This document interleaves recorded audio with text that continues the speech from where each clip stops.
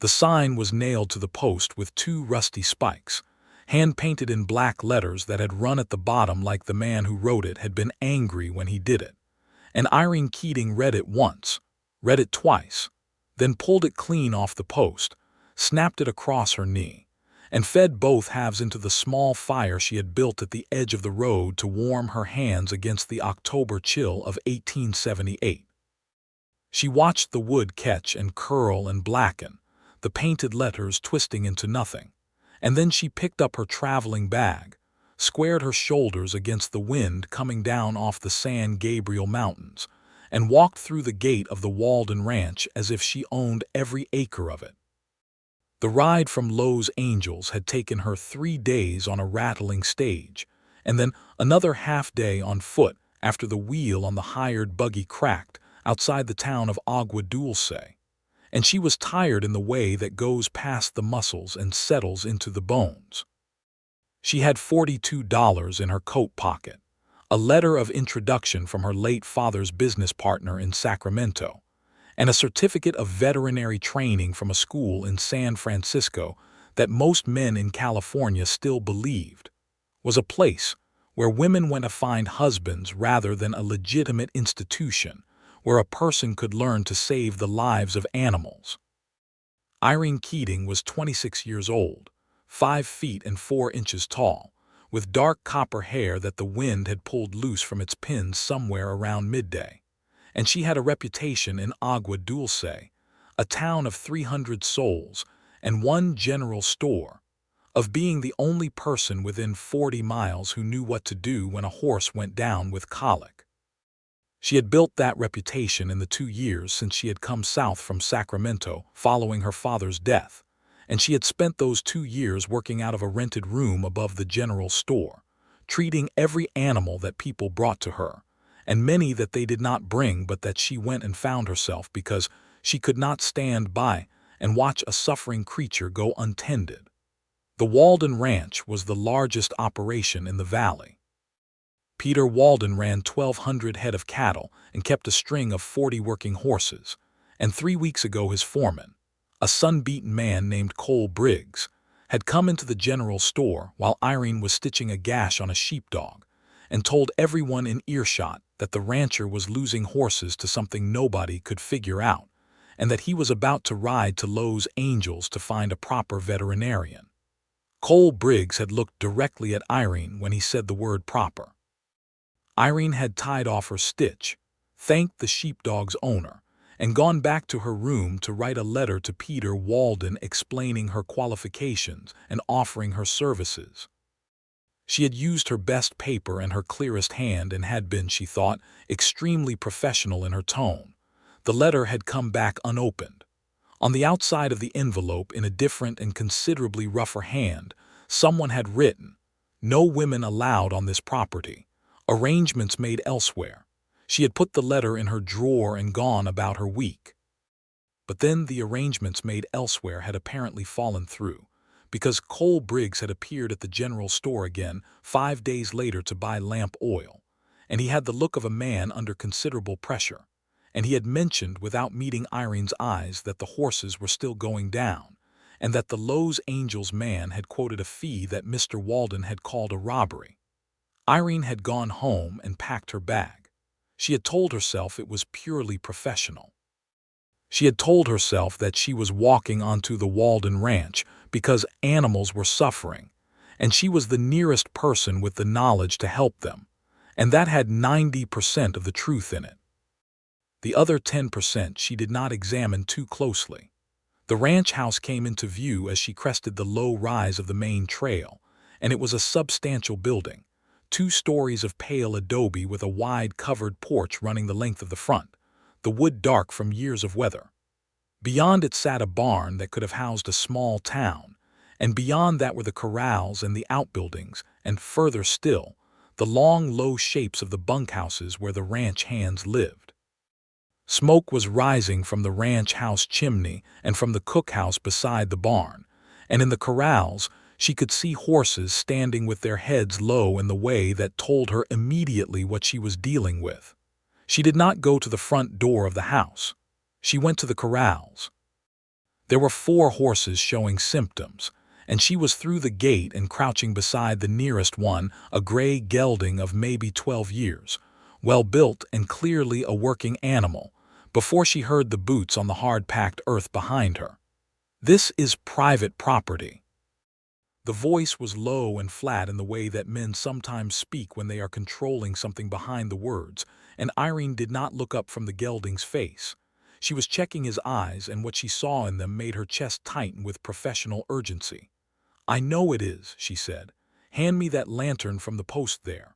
A pause, then, "What?" "The lantern. I need more light on his left eye." Another pause longer, and then the boots came closer and she heard the lantern scrape off the post. And when the light swung over her shoulder, she could see what she needed to see, and what she saw confirmed what she had been afraid of since she had first spotted the horse's posture from the trail. "Equine influenza," she said, "and it is well along in at least this one and probably all 4. How long have they been showing symptoms? Who in the hell are you?" She stood up then and turned around, and the man holding the lantern was taller than she had expected, broad through the shoulders in the way of someone who does not just give orders, but also does the work, with dark hair that was gray at the temples, and a jaw that looked like it had been hewn out of something harder than ordinary bone. He had brown eyes that were currently doing something between surprise and fury, and he was, she estimated, somewhere in his mid-30s, which made him not quite as ancient as the voice had suggested, and not quite as young as the fists at his sides wanted to pretend. "Irene Keating," she said. "Veterinary practitioner, 2 years in Agua Dulce, trained in San Francisco. You are losing these horses to a respiratory illness that is highly contagious, and if you do not begin treatment in the next 24 hours, you will lose more than 4. Now how long have they been showing symptoms?" Peter Walden stared at her. He had a particular way of staring, she would later learn, that was not rudeness but was instead the expression of a man whose interior processes were thorough and unhurried and entirely his own. He looked at her the way a man looks at a map he was not expecting to find in a drawer he already believed he knew the contents of. 8 days, he said finally. 8 days. She turned back to the gelding. And the others, were they in the same corral? They were all in the same corral for the first 4 days. We separated them when we saw it spreading. But by then it had already spread to these 4. Yes. Are there others showing early symptoms? Nasal discharge, lethargy, reduced appetite. He was quiet for a moment and she heard him moving, and when she glanced over her shoulder he was scanning the far corral with the lantern raised. 2 more in the far pen, he said slowly, as if the words were costing him something. I need to see them. And I need to know your water supply, where these horses are drinking from, and whether the troughs are shared with the healthy animals. He turned back to look at her with an expression that had shifted somewhat from fury and was now a more complicated thing. You are the woman who sent the letter, he said. I am. I sent it back. You did. There was a sign on the gate. There was, Irene agreed pleasantly. I used it for kindling. It was a cold morning. The silence that followed was extraordinary in its texture, thick and still as deep water, and then Peter Walden made a sound in his throat that was not quite a laugh and not quite anything else, and he turned toward the far corral and lifted the lantern. The far pen is this way, he said.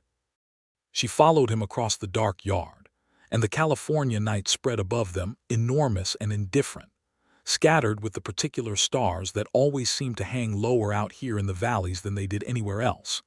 And the smell of the ranch surrounded her, horses and hay and wood smoke, and the dry mineral scent of the earth after a day of thin autumn sun.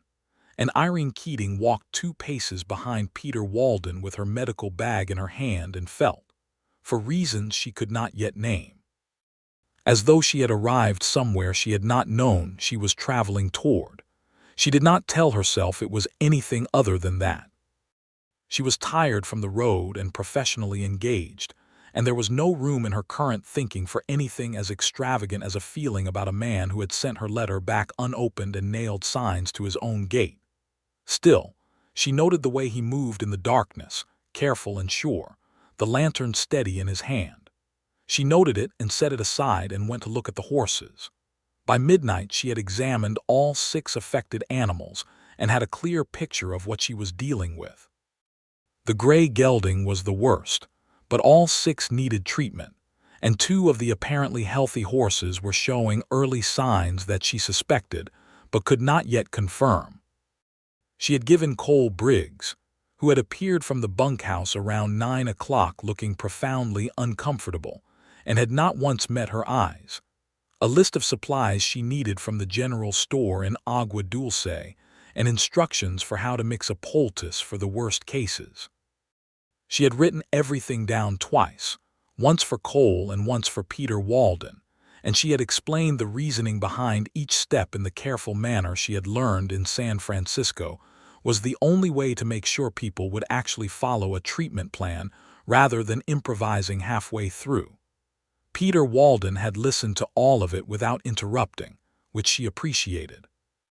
He asked 3 questions, all of them good questions, the kind that showed he was paying attention rather than waiting for a pause to tell her she was wrong. When Cole Briggs had gone to saddle up for the ride to Agua Dulce, Peter Walden looked at Irene in the lantern light and said, "You will need a place to sleep." "I have a bedroll," she said. "You are not sleeping in the yard. I have slept in worse places on this road trip, I promise you." Something moved across his face that she could not quite read. "There is a room in the house," he said. "Second door on the left at the top of the stairs. It has not been used in some time, but the bed is made." She looked at him steadily. "Is that not against your policy?" He said nothing for a moment. Then, "My policy is going to cost me horses." He picked up the lantern and began walking toward the ranch house.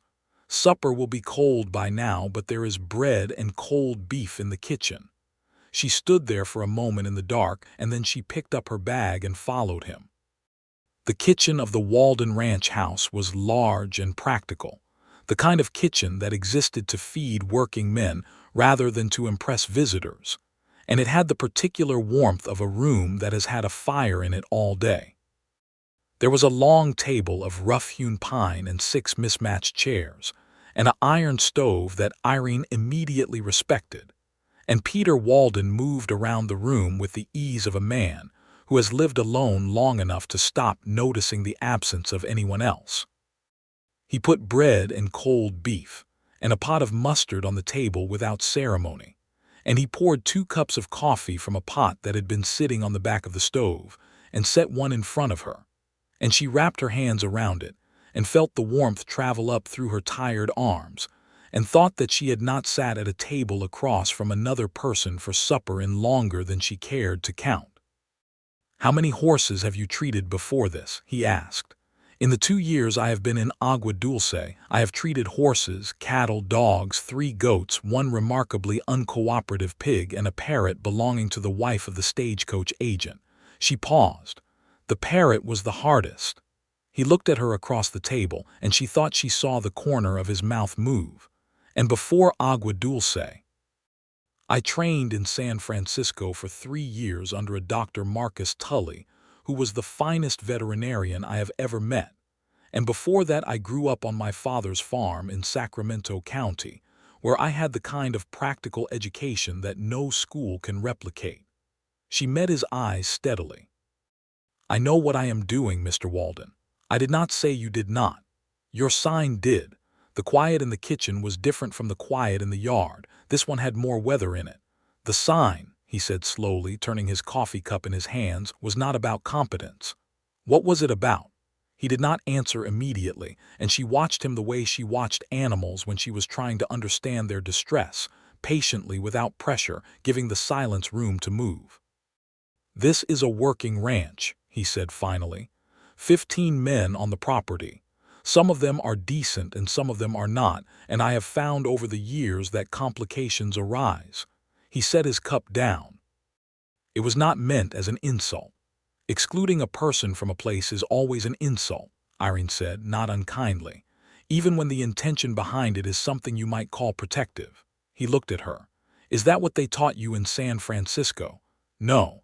That is what I learned when I was 16 and my father tried to stop me from going to look at a sick colt because he thought the stable was no place for a girl." She broke off a piece of bread. The colt died. My father spent the rest of his life regretting the sign he had put up in his own mind. Something moved in Peter Walden's face that was more than the lantern light, something that went deeper than his expression and settled somewhere less visible, and he was quiet for a long moment, and then he said, "Eat your supper. We have an early start tomorrow." She ate her supper. She went to bed in the room at the top of the stairs, and it was a plain room with a plain iron bed and a window that looked out over the corrals, and she lay there in the dark and listened to the horses shift and breathe in the night, and she fell asleep faster than she had in months. She was up before dawn.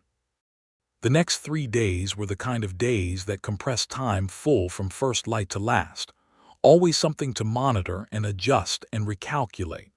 The horses responding, and then not responding, and then responding again in that 2 steps forward, 1 step back way of illness in animals. Cole Briggs had ridden back from Agua Dulce with everything on her list, and had begun, by the 2nd day, to follow her around the corrals with a look on his face that she recognized as the particular expression of a competent man who has been forced to revise an opinion he held strongly. By the 3rd day, he was calling her Miss Keating without the slight hesitation he had put in front of it on the 1st day. The ranch hands were a more varied matter. 2 of them were respectful from the start. 2 more came around after they watched her work. The 5th, a lean young man named Amos who had the sort of face that was always waiting for an opportunity to find something amusing at someone else's expense, made a comment on the 2nd morning that Irene did not hear clearly, but that made 2 of the other men look at their boots. And before she could respond, Peter Walden had appeared from the direction of the barn and said something to Amos in a voice too low to carry. And Amos had not made any further comments for the rest of her time on the ranch. She noticed that. She noticed the way Peter Walden moved through his own property, the particular authority of a man who is fair and therefore genuinely respected, rather than merely feared.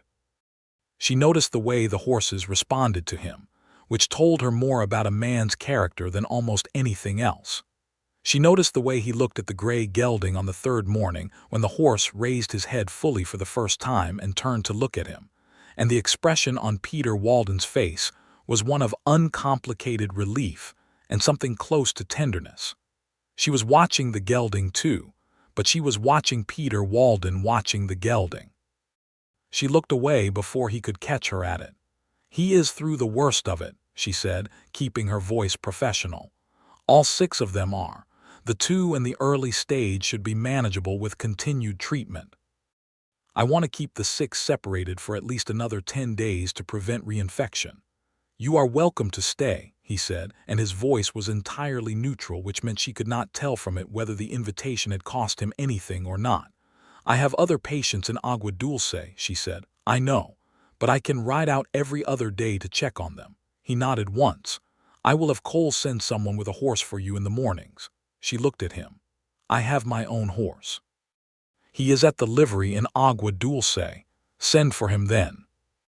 She almost said something to that about the ease of the instruction and the assumption built into it, but then she looked at the gray gelding and thought about the 10 days of twice-daily checks that would be needed and thought practically instead of proudly, and she said, "Thank you." He turned to go back toward the house and she called after him, "Mr. Walden." He stopped and looked back at her over his shoulder. "The gray gelding," she said. "What is his name?" Something shifted in Peter Walden's face, a small softening so quick it was nearly invisible. "Hancock," he said. "His name is Hancock," she nodded. "He is a very good horse." Peter Walden stood there for a moment in the morning light, and the October sun was low and copper-colored, and it lit the side of his face and the silver in his hair. And then he said quietly, "Yes, he is," and turned and walked back to the ranch house. She watched the door close behind him. She looked back at Hancock, who was watching her with the warm and curious eye of a horse that is beginning to feel better, and she said to him, in a voice too low for anyone else to hear, "Stop looking at me like that. I know exactly what I am doing." Hancock flicked an ear and turned away, And Irene Keating laughed, and it came out of her chest like something that had been stored there under pressure, full and real and surprised at itself. She rode back to Agua Dulce on a horse Peter Walden had lent her, a solid bay mare named Clover who had an easy canter and good manners, and she had her bag on her back, and the morning spread around her in that wide and reckless way the California valleys have of making a person feel very small and very alive at the same time. She came back 2 days later, as she had said she would, and the day after that, and the day after that. By the 6th day, the ranch hands had stopped noticing her arrival the way they had in the beginning, the way men notice an anomaly in their routine, and had simply incorporated her into the morning the way you incorporate weather or the sound of the creek or any other reliable constant. Cole Briggs had taken to having a pot of coffee ready when she arrived, which she suspected he would have denied had anyone mentioned it to him. Peter Walden was different. Peter Walden noticed her every time. She was aware of it in the particular way that you are aware of something you are trying very hard not to be aware of, which is to say it sat in the back of her attention like a stone in a boot, present even when she was looking at something else. He was not obvious about it. He was, in fact, the least obvious man about anything she had ever encountered. But he was always somewhere nearby when she was in the corrals, always had a question about the horses that was a reasonable question, and not the kind of pretextual question that a man invents to have a reason to stand near a woman. And their conversations were careful and interesting, and went further than horses after the first week. They talked about the valley. He had been on this land for 11 years, had come from Ohio at 24 with a stake from his father's estate and a very specific idea of what he was building. He talked about the land the way people talk about things they love deeply but have not said aloud in too long, with a slight roughness in the beginning that smoothed as he went on. She talked about Sacramento and San Francisco, and the way the fog came in off the bay in the mornings, and about her father who had been a practical and fair-minded man most of his life, and about the colt he had not let her save, and about the school in San Francisco where she had been one of 3 women in a class of 22 and had graduated at the top of it. He listened to all of this with the same thoroughness he had given to her medical instructions on the first night, which is to say completely, without the half-attention that most people give to other people's histories. On the 8th day, she arrived to find Cole Briggs looking troubled in the way of a man carrying news he would rather not deliver, and he told her that Hancock had been restless in the night and was not eating his morning grain. She went to the gray gelding immediately and found him standing at the back of his stall with a dull look about his eyes that made her stomach clench, and she spent 2 hours with him before she identified the problem, which was not a recurrence of the influenza but a secondary condition that she had seen once before in San Francisco, a situation where illness in a horse can lead to digestive complications that are dangerous in their own right. She worked steadily through the morning, focused entirely on the animal, and she was aware at some point that Peter Walden was in the stall behind her, but she did not stop what she was doing and he did not speak. He held the lantern and handed her things when she held her hand out, and somewhere around noon Hancock began to relax the tension in his hindquarters that had been telling her where the worst of it was, and 2 hours after that the horse took a small amount of water from a bucket, and Irene sat back on her heels in the straw and let out a slow breath. "He will be all right," she said. She heard Peter Walden let out a breath behind her, and then he said, very quietly, "Thank you." She turned to look at him, and he was sitting on a hay bale against the stall wall with the lantern on the floor beside him and his forearms on his knees, and he was looking at Hancock with an expression that had nothing guarded in it at all, and it was the most undefended she had ever seen another adult look. "How long have you had him?" she asked. 9 years, he said. "He was the first horse I bought for myself when I had enough to start a proper string. I have had better horses since in terms of bloodlines and performance, but..." He stopped. "But," Irene agreed quietly. He looked at her then, and their eyes met across the stall in the particular intimacy of a shared moment, the kind that does not require language because it exists in the space between words, and she felt something move through her chest that was warmer than the lantern and older than any professional consideration and considerably more inconvenient. She looked back at Hancock. "Keep him off grain for another day and on this water supplement," she said, her voice back in its professional register. "I will write it down."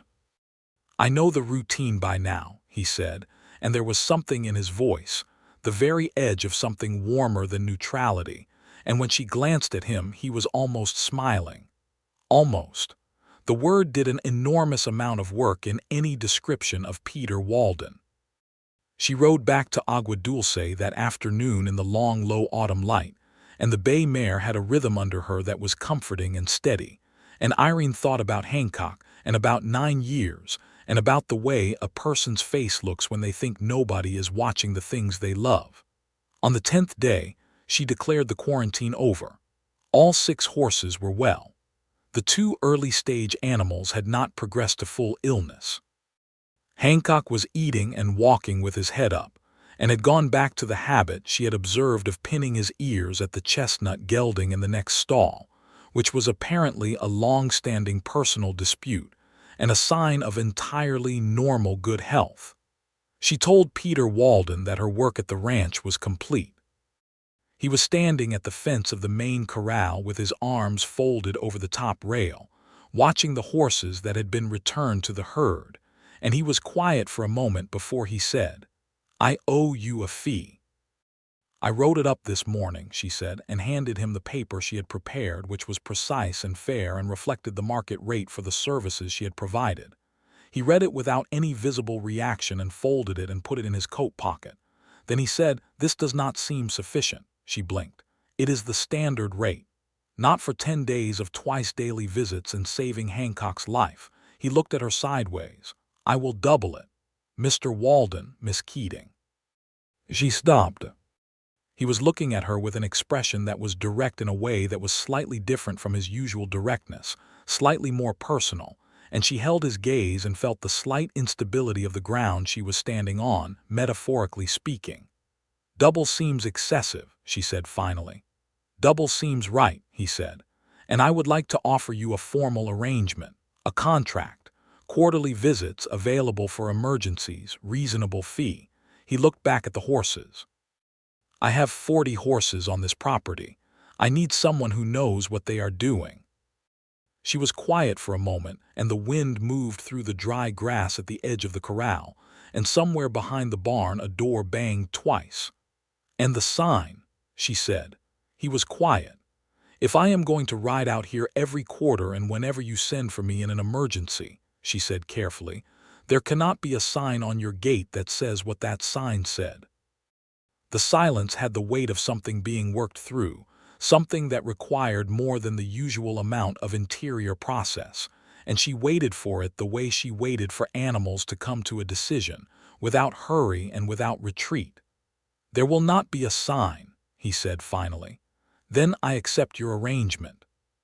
He turned to look at her, and there was something in his expression that was the most unguarded thing she had seen on his face since the moment in the stall with Hancock. Something that was not quite relief and not quite gratitude and was considerably more than either. "Good," he said, and put out his hand. She shook it, and his hand was large and warm and rough with work, and he held her hand for one moment longer than a business handshake requires. Just one moment, hardly anything at all, and then he let go. She rode back to Agua Dulce with the doubled fee in her bag, and the professional arrangement settled, and everything entirely reasonable and correct, and she sat in her room above the general store that night eating the supper she had made on the small iron stove, and told herself she was perfectly satisfied with the outcome. She told herself this 3 separate times. The quarterly visit came in January, and this time she stayed 2 days because there was a mare near foaling, and the foaling was complicated enough that she was glad she was there.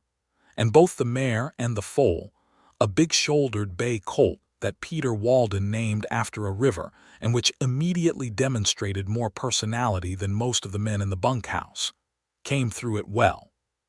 She had supper at the kitchen table again, and this time Peter Walden had cooked something rather than presenting cold provisions, a beef stew that was simple and good, and she realized partway through eating it that he had been waiting for her arrival to eat, which was a small thing and a significant thing in the same breath. They talked for a long time that night. The fire in the kitchen stove ticked, and the January wind moved around the corners of the house, and they talked about Ohio and Sacramento and horses, and about a book she had been reading that he had apparently also read the previous year. And she found out that he had a sister in Columbus who wrote letters and that he had not been back east since he came to California at 24. "Do you miss it?" she asked. Ohio. He thought about it genuinely, the way he thought about everything, and then said, "I miss the green of it in spring. California green is a different sort of green, more temporary." He looked at the fire. "But this is where I belong. I knew it the first time I stood on this land." "How did you know?" "The way you know anything that is true," he said. "It was not comfortable, it was just correct." She looked at him for a moment and then looked at her coffee cup and said nothing, and the fire ticked and the wind blew outside and the kitchen held them both in its warm, practical silence. In February, she came for an emergency, a horse that had gotten tangled in wire, and she spent 4 hours in the barn in the cold February dark stitching the lacerations, while Cole Briggs held the lantern and Peter Walden held the horse. And she was aware all through those 4 hours of the particular steadiness that came off him in the cold dark, the way he talked to the horse in a low voice. Not the words, but the sound of the voice, quiet and sure and continuous. When it was done and the horse was bandaged and they were washing up at the pump in the barn, their hands in the icy water and their breath clouding in the cold, he said without looking at her, "Where did you learn to stitch like that?" "Dr. Tully," she said. "He said suturing was 90% patience and 10% technique. He was right about the patience." She looked at him. He was looking at his hands in the water. "You were good with him tonight," she said. "The horse. He would not have stayed as calm as he did without you." Peter Walden looked up, and in the lantern light from inside the barn, the shadows were soft and the cold had put color in his face, and he looked at her for a long moment with an expression she had never quite seen on him before. "Miss Keating," he said. "Yes." He stopped. He looked back down at the pump handle. "I am going to make coffee," he said. "You should come inside and warm up before you ride back." She almost said she was fine, she had a long enough ride, she should go. Instead she said, "Thank you, I will." They sat in the kitchen, and she noticed he had cleaned it since her last visit, the kind of cleaning that is not routine maintenance but is preparation. And she put that observation in the same internal drawer where she kept the early supper, the coffee that was ready when she arrived, the extra care that had been given to the room at the top of the stairs.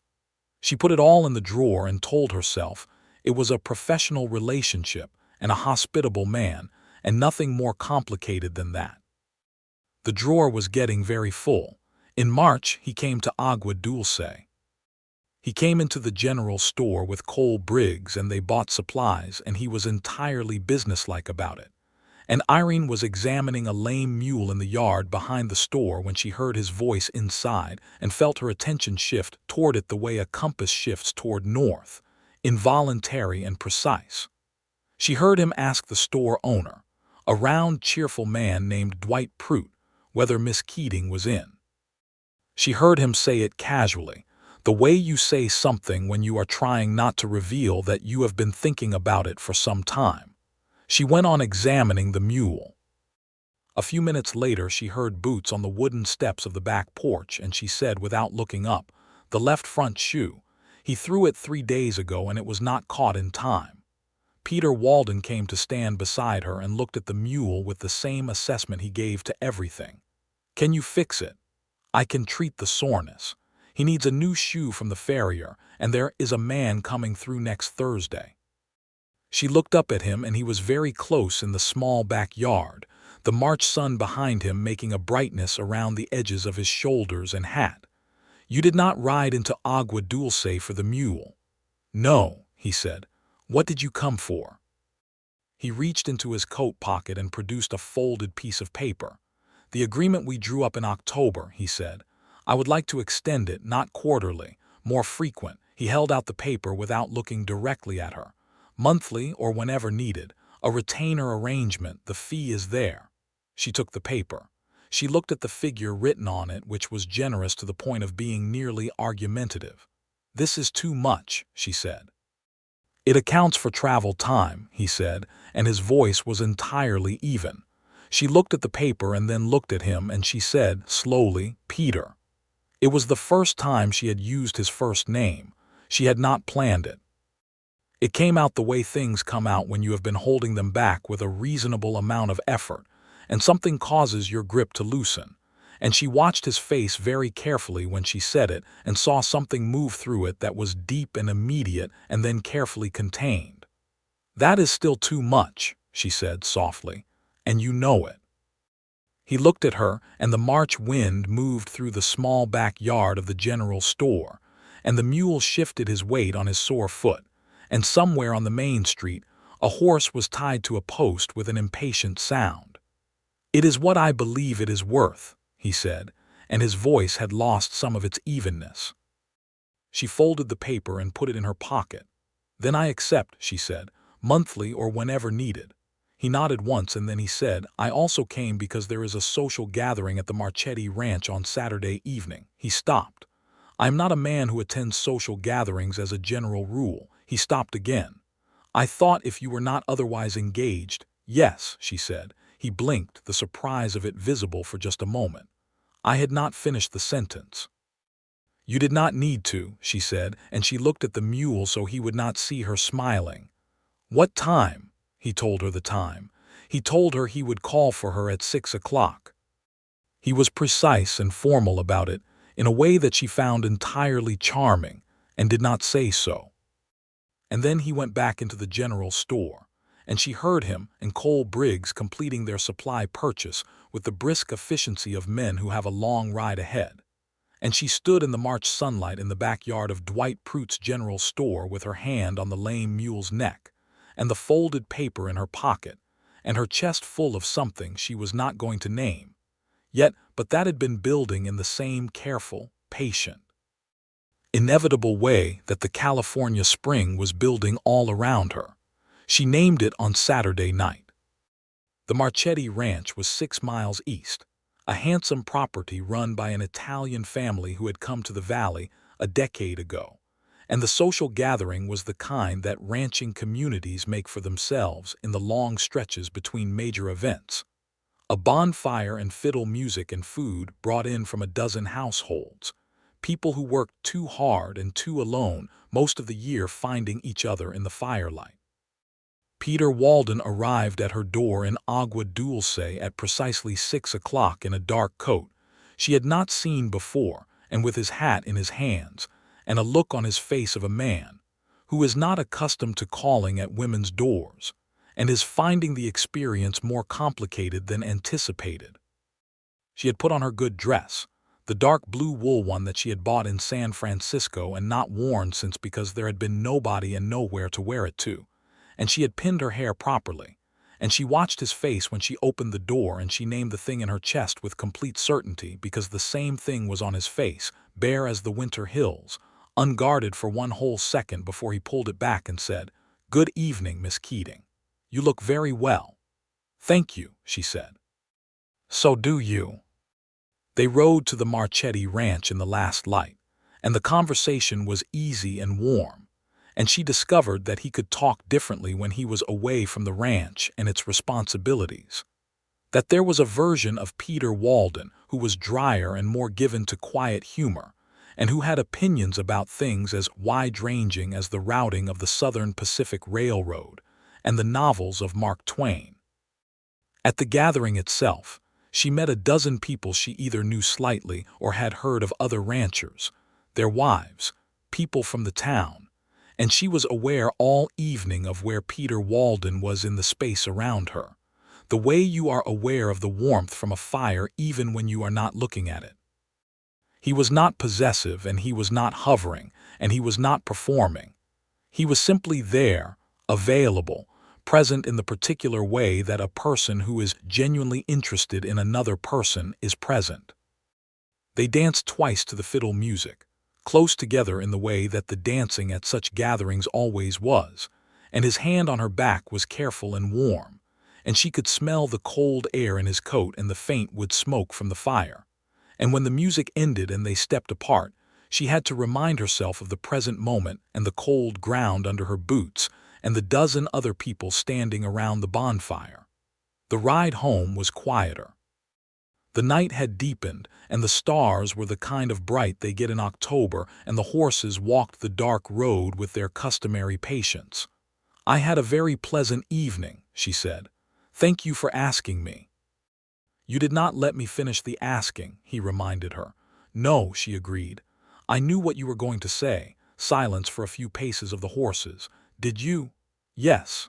"And what was I going to say?" She looked at him in the darkness, the pale starlight on his profile, the easy way he sat a horse. "You were going to say that you would very much like my company on Saturday evening, that you hoped it would not complicate our professional arrangement, and that if it was too much to ask you would understand entirely." The silence lasted longer this time. "That is approximately accurate," he said. "I know. Does it complicate the professional arrangement?" "No," she said. "The professional arrangement is a professional arrangement.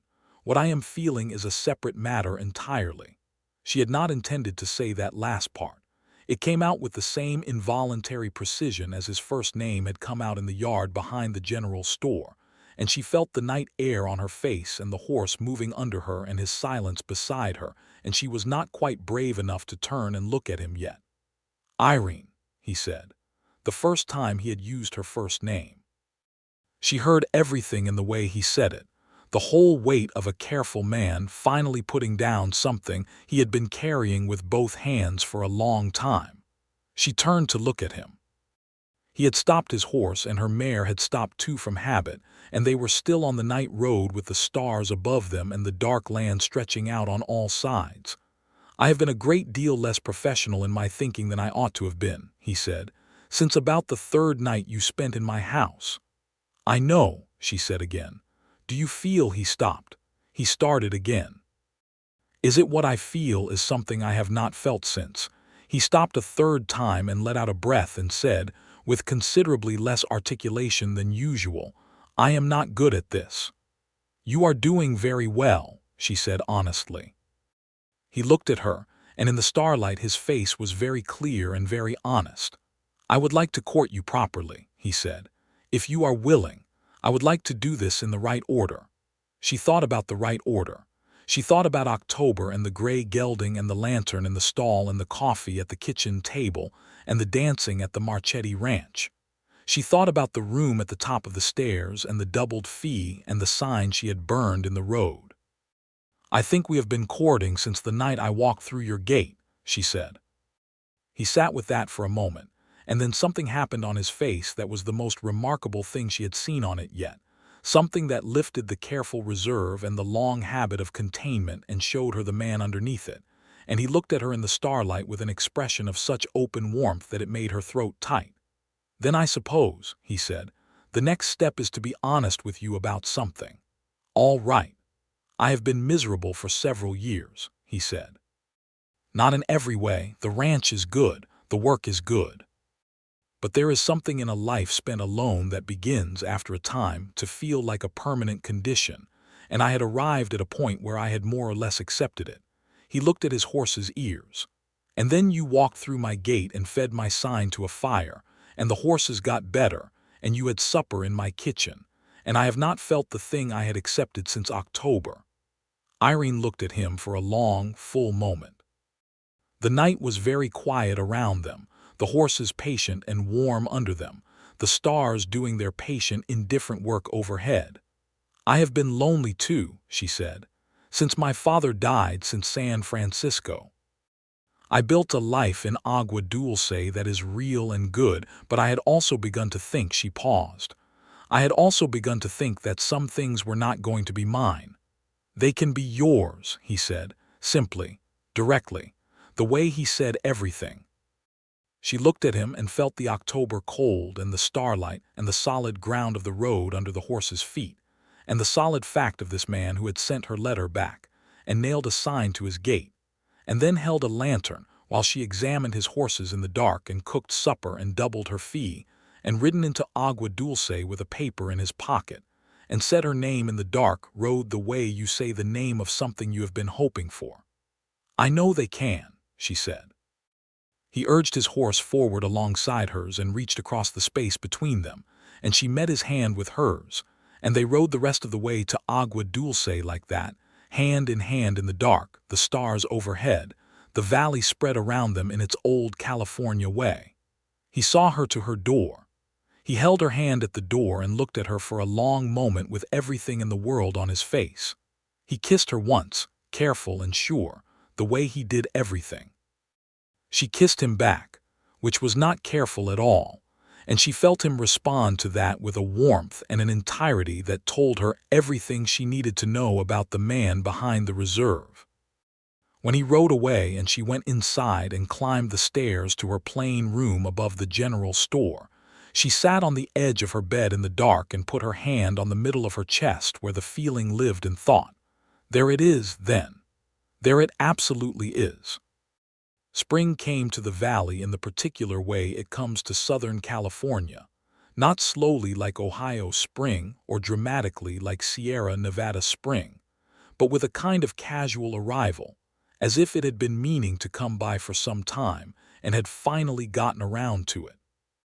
The hills turned the temporary green that Peter had described, and the creek at the edge of the Walden ranch property ran full and clear, and Irene rode out to the ranch on the first Monday of April and found all 40 horses looking fine and fat and thoroughly healthy, and she spent an hour doing what was now genuinely her quarterly professional work, and the rest of the morning walking the property with Peter, which was something they had begun to do, a deliberate and pleasant habit. He was showing her the land in the way he talked about it, the particular way of a man introducing you to something he loves, and she listened the way she listened to everything important completely, without the performance of attention, but with the real thing. He showed her where the water table ran deep under the eastern pasture, and where the land dipped into a natural shelter from the Santa Ana winds that came in the fall. He showed her the fence line he was planning to extend to bring in another 150 acres to the north, and the way he talked about the future of the place had a different quality now than it had had in the autumn, less the determined plans of a solitary man and more something that was looking for a shape it had not fully found yet. She noticed the change. She did not say anything about it directly.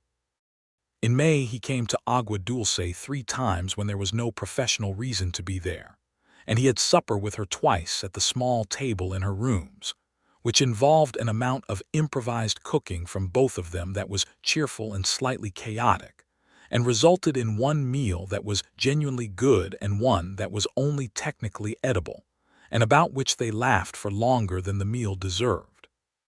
He met her small community of patients and their owners, the dogs and the mules and the sheep, and the horses that she had been treating for 2 years, and she watched him with them, the easy courtesy he extended to everyone, the particular attention he gave to Dwight Pruitt's youngest boy who had a lame dog he carried everywhere with the careful solemnity of the very young taking on serious responsibilities. Peter crouched down and talked to the boy about the dog with the same directness and respect he gave to adults, and Irene, watching from the porch of the general store with a cup of coffee, felt something open in her chest like a door into a warm room. She told herself she was thinking ahead of where she was. She told herself to be where she was turned out to be wonderful. In June, she arrived at the ranch on an emergency call, a colic case in one of the mares, serious but caught early, and after the treatment was done and the mare was resting comfortably and the afternoon had gone late into the gold of early evening, Peter said, "Walk with me before you go." And she left Clover in the barn, and they walked out past the corrals to the edge of the east pasture, where the land opened up, and the mountains sat in the distance like something painted by a patient hand. He stopped at the fence line and looked at the view for a long moment, and she stood beside him, and the evening light was everything it knows how to be in California, warm and extensive and full of depth. "I would like to ask you something," he said. She turned to look at him. He was looking at the mountains. "I would like to ask you," he said, very carefully, as if the words had been prepared but were still fragile, "if you would consider making this permanent. If you would consider—" He stopped and then looked at her, all the way at her, not the careful sideways gaze but the full direct thing. "I am asking you to marry me, Irene." The mountains sat in their places. The evening went on being golden. A hawk turned in slow circles somewhere over the eastern pasture.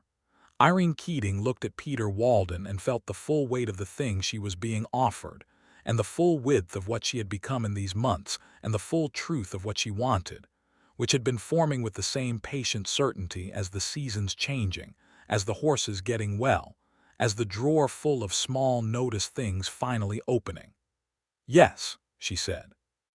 He let out a breath that had the whole spring in it, and then he reached for her and she went to him, and they stood at the fence line of the eastern pasture in the June evening with his arms around her and her face against his shoulder, and the valley held them in the way it held everything vast and indifferent, and also, somehow, entirely theirs.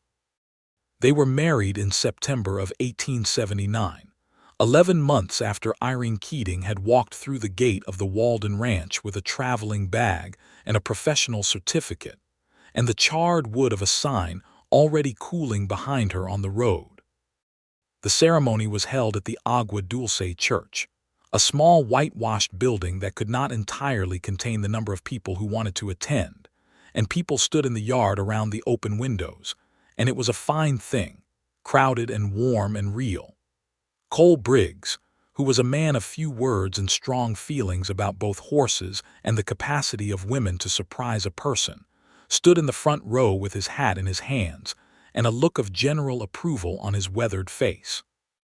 Dwight Prute from the general store was there with his wife and their boy with the lame dog, who had recovered completely under Irene's care, and who attended the wedding wearing a bow that someone had tied around his neck.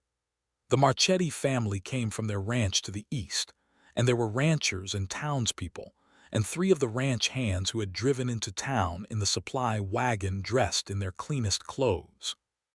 Peter Walden stood at the front of the church in a dark coat, and with an expression that was so far from his usual careful containment that Cole Briggs had said to the man standing next to him that he had known the rancher for 7 years and had never seen him look like that. And the man standing next to him had said that was what happened when a man finally got to where he was going, and Cole had thought about that for a moment and then nodded. Irene wore a dress of ivory wool that she had made herself over the preceding 3 months, with the help of 2 women from the town who were better seamstresses than she was, and who had strong opinions about sleeves. Her hair was up with copper pins that had been her mother's. She carried a small bunch of late wild flowers that she had gathered herself from the roadside that morning, which seemed, she thought, fitting. When she walked down the aisle of the small whitewashed church and saw Peter Walden's face, she understood entirely why she had walked through his gate. He looked at her with everything on his face and no effort at all to contain it, and she looked back at him the same way. And the church was full of people, but the 2 of them were in a particular quiet of their own making, the kind that belongs to 2 people who have found each other across all the usual obstacles and complications, and have decided that this is where they are going to stand from now on. The minister said the words and they said their own, and when it was done Peter held her hands in his and looked at her with brown eyes that were warm and certain and entirely his, and he said, "I am very glad you burned that sign," and she laughed, and everyone heard it, and it was the best sound in the church. The celebration afterward at the Walden Ranch was the kind that the valley remembered for some time. Tables set up in the yard, food from a dozen households, the fiddle player from the Marchetti gathering brought back for the occasion, and a fire in the big yard that burned high and bright into the September night. Irene danced with Peter for much longer than was strictly required by social convention, and nobody pointed it out because everyone could see the quality of the thing and was disinclined to interrupt it.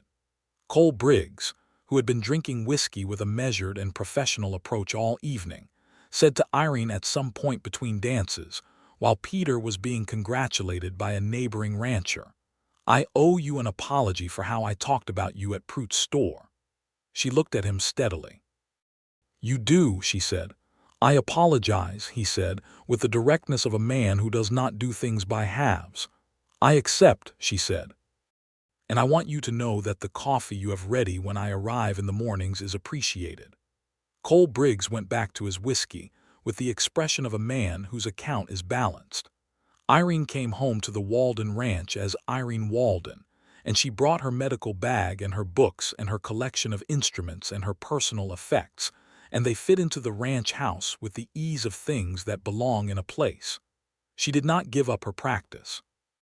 This was not a discussion they had needed to have, because Peter had never suggested she should, and the arrangement they had was one of genuine and practical partnership, the kind built between two people who respect each other's capacities and are not frightened by each other's competence. She expanded her work in the valley, taking on a wider circuit of ranches and farms as word traveled, and word in a ranching community travels effectively, that the veterinarian at the Walden Ranch was the person to send for when your animals were in trouble. She trained 2 young men from the area who showed aptitude, giving them the kind of practical education that Dr. Tully had given her, which combined the theoretical with the absolutely essential hands-on reality of actual animals who were actually sick and who did not care about theory. The ranch went on in its good and substantial way, larger by the end of their first year together than it had been in the autumn of 1878. The fence line extended to the north as Peter had planned, and the herd grown, and the string of horses producing a line of quality working animals that ranchers came from considerable distances to buy.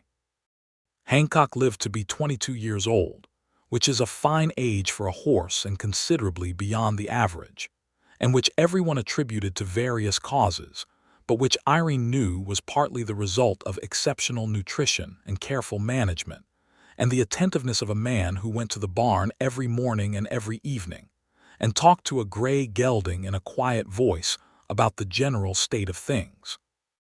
In February of 1881, their son Thomas was born in the room at the top of the stairs, the same room Irene had slept in on her first night on the ranch, which seemed right and which made Peter laugh and then look at her with the expression that she had first seen in the stall with Hancock, and which she saw every day now and still found entirely remarkable. Thomas arrived in the world with opinions about everything and a volume of voice that impressed even Dr. Morrison, the general physician from Agua Dulce who had assisted at the birth, and he had his mother's copper hair and his father's thorough way of looking at things and turned out, in the fullness of time, to be more interested in horses than in anything else on earth, which surprised nobody. In the spring of 1883, a daughter arrived, and they named her Clara after Peter's mother in Ohio, and Clara was from the very beginning a different kind of person from Thomas, quieter and more watchful, with dark eyes that took in everything and gave back carefully chosen pieces of what they found. She had a gift for the kind of observation that her mother had spent a lifetime cultivating, and by the time she was 6 years old she could tell you which horse in a string was going to go lame before the lameness was visible to anyone else, and Irene watched this with pride and recognition, and a fullness in her chest that she had not known was possible until she lived it.